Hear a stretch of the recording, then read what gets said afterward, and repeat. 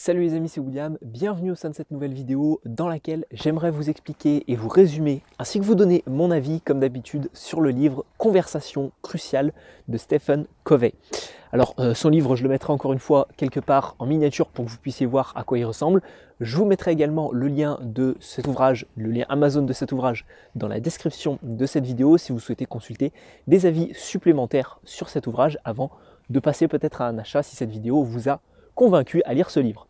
En tout cas, dans cette vidéo-ci, j'aimerais vous donner les meilleurs conseils de cet ouvrage. Peut-être comme ça, vous n'aurez pas forcément besoin de le lire et vous aurez juste besoin de mettre en place les conseils de cette vidéo-ci.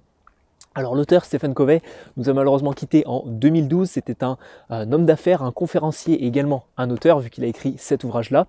Il est décédé à l'âge de 79 ans et il a écrit non seulement cet ouvrage-là, mais également un autre ouvrage que j'ai eu l'occasion de vous lire. Si ça vous intéresse, dites-moi en commentaire. C'est un ouvrage c'est pas vraiment sur de la communication, c'est les 7 habitudes de ceux qui entreprennent, de ceux qui réussissent, tous ceux qui s'entreprennent, etc. Enfin, quelque chose un petit peu compliqué comme ça. C'est les 7 habitudes de ceux qui réussissent à entreprendre, quelque chose comme ça. Bref, dans tous les cas, il a écrit ces deux ouvrages qui sont des ouvrages clés sur l'entrepreneuriat ou la communication. Et dans cette vidéo-ci, j'aimerais vous donner les 4 meilleures clés du livre Conversation cruciale. Alors une conversation cruciale, c'est le premier point de cette vidéo-ci, le premier point de son ouvrage, c'est à quoi ça ressemble et qu'est-ce qu'une conversation cruciale. On a souvent tendance à s'imaginer qu'une conversation cruciale, c'est au final un discours entre deux personnes, un discours très important entre deux personnes, un discours de président face à son peuple, un discours de roi, un discours vraiment quelque chose de très complexe, de très concret, un discours face à des investisseurs, vraiment quelque chose qui a un enjeu très très fort. Et au final, il n'en est rien. Les discours, les conversations cruciales, comme les définit l'auteur, ce sont tout simplement des conversations que vous pouvez, vous et moi, avoir au quotidien. Ces conversations-là se basent sur 3 phénomènes différents.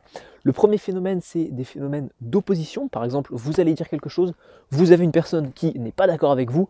Dans ce cas-là, s'engage une conversation cruciale. Une conversation cruciale, ça peut également être une conversation qui suscite beaucoup d'émotions. Lorsque deux parties vont parler vraiment à cœur ouvert, que les émotions vont être extrêmement présentes, c'est ce que l'auteur définit comme une conversation cruciale. Et enfin, le troisième et dernier point, la troisième et dernière chose qui fait en sorte qu'une conversation est cruciale. Alors il peut y avoir les 3 choses ou seulement l'une des 3. En tout cas, la troisième, c'est des enjeux importants. Encore une fois, voilà, peut-être que vous allez faire une prise de parole devant des personnes et ça aura un enjeu important. Ce sera peut-être une soutenance de d'une mission complète que vous avez effectuée pendant 6 mois, 1 an. C'est peut-être votre mémoire de stage que vous avez effectué ou le mémoire de nombreuses années universitaires que vous avez effectuées. Dans tous les cas, dès qu'il y a un enjeu important, c'est une conversation cruciale. Mais ce n'est pas seulement sur l'enjeu qu'il faut miser ça peut être également une opposition ou une grande émotion, une conversation qui suscite beaucoup d'émotions. Donc ces 3 conversations, ces 3 types de conversations sont des conversations cruciales et vous avez différentes façons de les aborder. Dans un premier temps, vous pouvez les fuir totalement. Il y a des personnes, les oppositions, ils vont les fuir totalement et dès qu'il va y avoir un conflit, ils ne vont pas essayer d'influencer l'autre, ils ne vont pas essayer de raisonner l'autre, ils ne vont pas non plus essayer de comprendre l'autre, ils vont tout simplement pousser la conversation et s'extraire rapidement de la conversation. Deuxième chose que vous pouvez faire, c'est essayer de résoudre cette conversation, d'entrer dans la conversation. Mais ce que font beaucoup de personnes, c'est que malheureusement, elles vont mal rentrer dans la conversation et elles vont mal gérer la conversation. Et enfin, troisième et meilleur cas, c'est vous et moi, c'est rentrer dans la conversation et arriver à être efficace dans sa communication.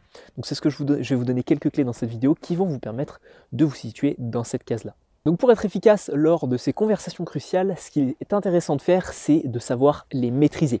Et la clé que l'auteur donne pour faire en sorte de maîtriser ces conversations cruciales, c'est le fait de laisser se fluidifier la communication et la conversation au sein des différents parties qu'il peut y avoir au sein de la communication. Et pour ça, c'est très simple, il faut absolument que tous les parties soient extrêmement à l'aise dans la conversation. Vous avez des personnes différentes autour de vous, si vous avez une conversation avec 2, 3, 4, 5 personnes, il y a peut-être des personnes en face de vous qui vont être très timides. Faites en sorte absolument que ces personnes-là se sentent à l'aise et soient à cœur ouvert en face de vous et soit à cœur ouvert dans la communication. Donc il faut absolument que vous arriviez à mettre à l'aise les autres et également à être à l'aise dans la communication.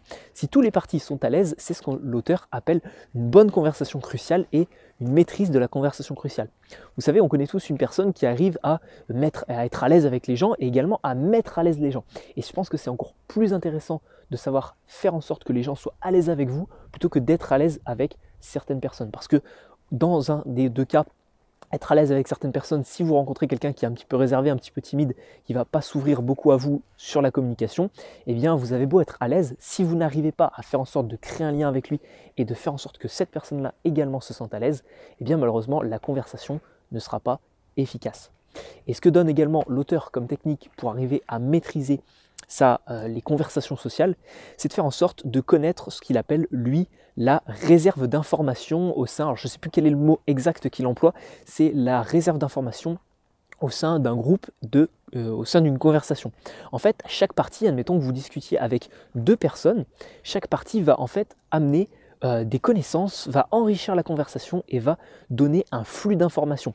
Vous également allez apporter un flux d'informations et en fait, les trois personnes vont apporter et vont avoir ce qu'on appelle un flux d'informations commun. Et ce flux d'informations et cette connaissance, au final, elle est bien plus importante que chacune des personnes isolées. Et c'est vraiment ce flux qu'il faut faire travailler et qu'il faut envoyer à l'un et à l'autre pour faire en sorte qu'il enrichisse et dynamise ce flux. Donc voyez un petit peu ça comme vraiment une espèce de boule d'énergie ou une espèce de boule de connaissances. Chacun des parties n'a pas autant de connaissances que cette boule-là, et en fait cette boule-là regroupe toutes les connaissances de chacun et fait en sorte tout simplement de créer une synergie entre toutes les parties de la communication. Alors en regardant rapidement mes notes, je vois qu'il appelle ça, je l'avais noté, un réservoir d'informations pertinentes, un réservoir d'informations partagées plutôt. Et ce réservoir d'informations partagées vous permet par la suite de faire en sorte que toutes les décisions qui soient prises soient beaucoup plus pertinentes. Si ce flux d'informations, plus ce flux d'informations est grand, plus tout simplement les décisions qui seront prises par la suite par tous les parties de la conversation seront pertinentes. Par contre, si les parties et les différents parties font en sorte de garder des informations, de cacher des informations aux autres, eh bien ce flux d'informations partagées et ce qu'il appelle donc le réservoir d'informations partagées ne sera pas très grand et les décisions qui seront prises par les différents parties à la suite de cette communication, de cette conversation, seront beaucoup moins pertinentes et beaucoup moins productives. Alors il y a deux éléments qui malheureusement défavorisent et font en sorte que les conversations cruciales sont ratées et qu'il n'y ait pas un bon échange entre tous les parties. Vous avez compris dans un premier temps que le réservoir d'informations partagé vous permet tout simplement de regrouper des connaissances et par la suite d'avoir de meilleures actions, de meilleures décisions, mais il y a malheureusement des choses et des personnes qui pourraient faire en sorte de nuire à cette bonne communication. Et pour ça c'est très simple, l'auteur donne deux éléments qui sont très concrets et qui font en sorte que les différents parties vont peut-être menacer la communication. La première chose, c'est tout ce qui est de l'ordre du silence. Il y a des personnes qui vont minimiser les choses avec des silences, qui vont essayer d'arrondir un petit peu les angles et qui vont un petit peu s'extraire de la conversation. L'autre possibilité, c'est tout simplement que les personnes vont essayer de changer de sujet. Vous parlez d'une thématique, vous parlez par exemple sur une conversation cruciale d'opposition, vous parlez de quelque chose et là la personne essaye de sortir de la conversation et dit tout simplement, commence à changer de sujet. À ce moment-là, tout simplement, c'est néfaste pour la conversation cruciale parce qu'elle risque de s'effondrer.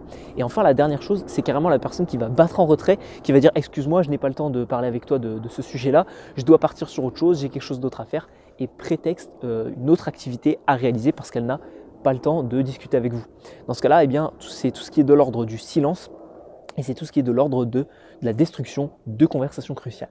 Et le deuxième élément que l'auteur donne sur justement la menace de ces conversations cruciales, c'est l'utilisation de la violence. Alors ça peut être très simple et pas forcément physique, ça peut être juste de l'étiquetage. Les personnes vont étiqueter les autres parties de la conversation et vont commencer à mettre des étiquettes, à faire des jugements, ce qu'on appelle des jugements moralisateurs sur les autres personnes, et vont commencer à dire alors toi tu es paresseux, toi ceci, toi cela, et donc vont émettre des jugements.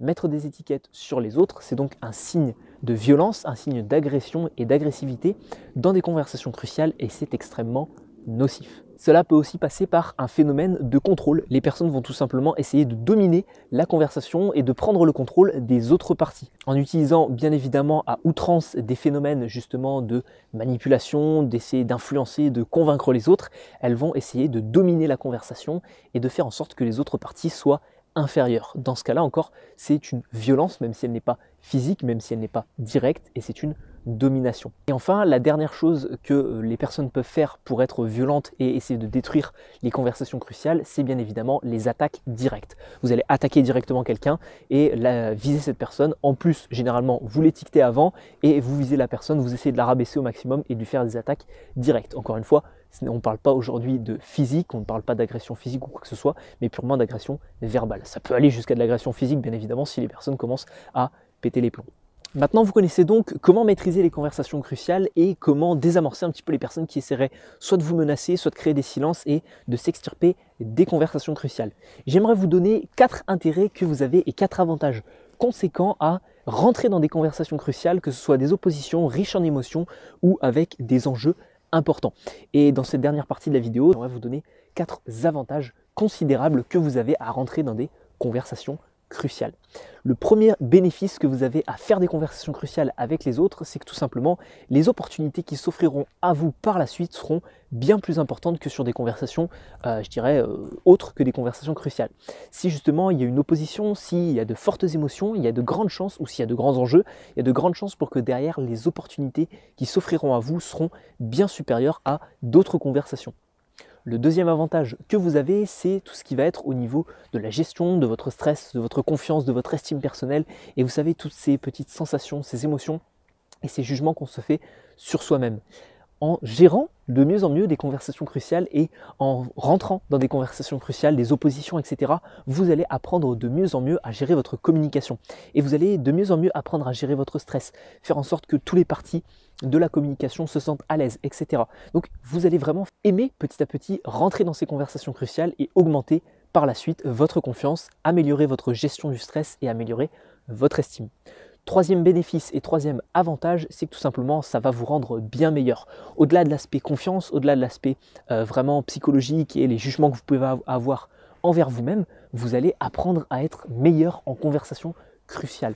À force de faire des oppositions avec des personnes, à force d'avoir des débats un petit peu tendus avec certaines personnes et des oppositions avec certaines personnes, qu'est-ce que vous allez faire? Vous allez apprendre à gérer ça.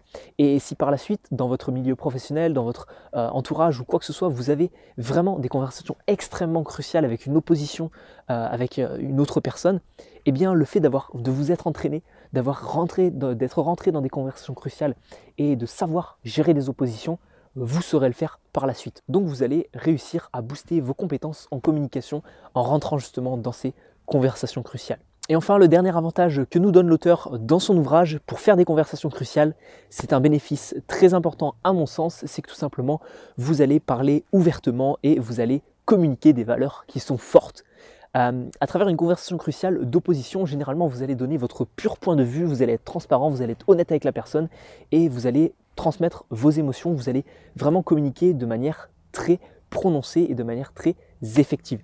Et ce qui va se passer, c'est que du coup, vous allez apprendre à vous ouvrir aux autres et vous allez communiquer vos valeurs, vos forces, etc. Donc je pense que c'est extrêmement intéressant à mon sens de savoir communiquer autour de tout ça, de savoir s'ouvrir et de savoir donner les valeurs que vous défendez.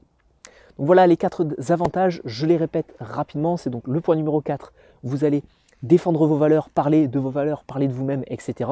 Point numéro 3, c'était tout simplement devenir meilleur en communication. Point numéro 2, augmenter sa gestion du stress, sa gestion justement de ces conversations cruciales. Et point numéro 1, arriver à avoir plus d'opportunités. On arrive au terme de cette vidéo. Si elle vous a plu, je vous invite à vous abonner à la chaîne, à laisser un like si vraiment ce livre vous intéresse. Vous le retrouverez dans la description de cette vidéo. Et bien évidemment, je vous offre aussi une heure de formation offerte.